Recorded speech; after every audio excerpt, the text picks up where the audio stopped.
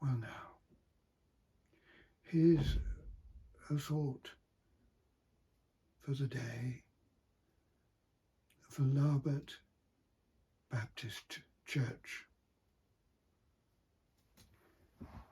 There are two verses in Proverbs chapter 1 and verse 7, and chapter 9 and verse 10. And they go like this: the fear of the Lord is the beginning of knowledge. The fear of the Lord is the beginning of wisdom. Those verses seem to be plainly contradictory to the facts that are before us. What I mean is this, that many a godless cynic who doesn't care a toss about the fear of God is actually probably an expert in knowledge and wisdom. The fear of the Lord doesn't touch upon even expert knowledge or wisdom. Many a godless cynic is world class in scientific or spatial or sociological or anthropological or biological or political or economic or medical or psychological or educational expertise. Godless cynicism hasn't held anyone from coming to the knowledge and wisdom of the experts. The fact is that we are constantly dependent upon people whose knowledge and wisdom are of vital importance to us. The train driver, the optician, the electrician,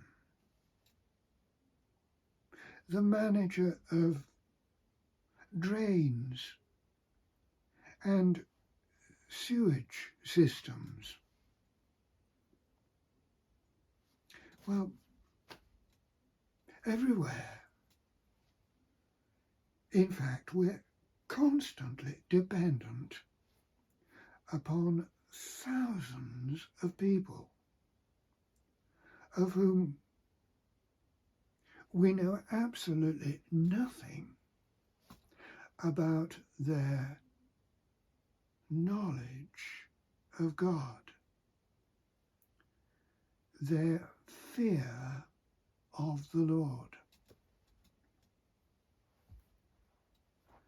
Bishop Joseph Butler, who was the Bishop of Durham in the 18th century, wrote this: "It is certain that effects must have a cause. Indeed, in general, no more than effects that the most knowing are acquainted with. For as to causes, they are entirely in the dark as the most ignorant." And when I read that, I realized that there are two ways of thinking. There is effect thought. This discerns the system. This establishes itself in mastering technicalities. This is proficient in the facts pertaining to the matter under review. But in two respects, they are inadequate. First,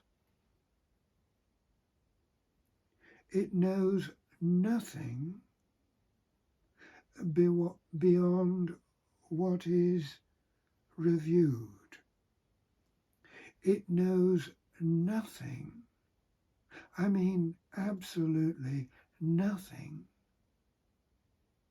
of the trillions upon trillions upon trillions of facts which lie beyond that review, so that the expert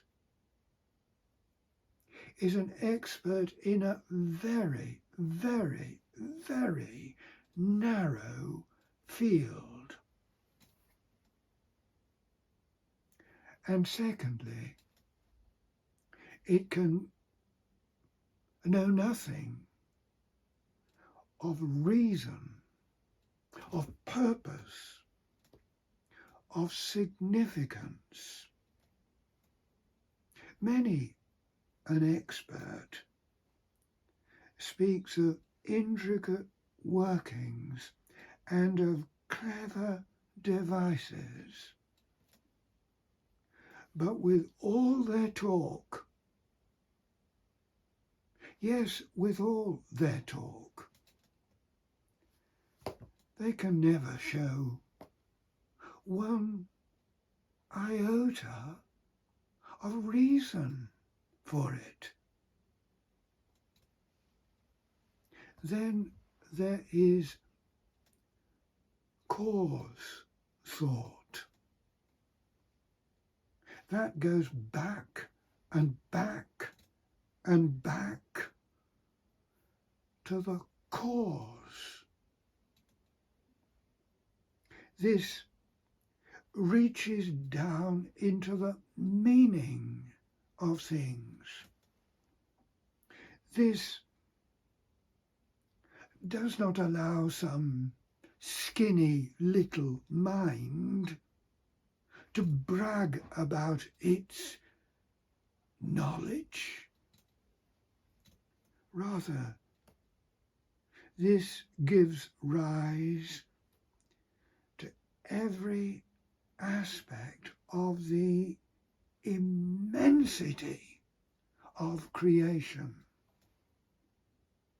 I mean, this brings to mind the fear of the Lord, which is the beginning of knowledge, the beginning of wisdom. In Job chapter 28, there are three divisions in that brilliant chapter, verses 1 to 11, all about how wonderfully clever we are, how we have mastered the situation in which we find ourselves. We are very clever. 1 to 11 is all about that. Verses 12 to 22 are all about how ignorant we are. Where can wisdom be found? Where is the place of understanding? Yes, brilliant, but ignorant. And piece upon piece. 12 to 22 in that chapter are about our ignorance. And thirdly, verses 23 to 28 are the answer to it. God understands its way, and he knows its place. And piece upon piece, God takes hold of us and brings us back and back and back to this. To this, God says, behold, the fear of the Lord, that is wisdom, and to depart from evil, that is understanding. And as we read that, we realize that Jesus Christ as the Redeemer is of pivotal importance to us. He brings us back to the fear of the Lord. He brings us back to the cause of things, that we may live to the glory of God and find in God, through Jesus Christ our Lord, that peace and that purpose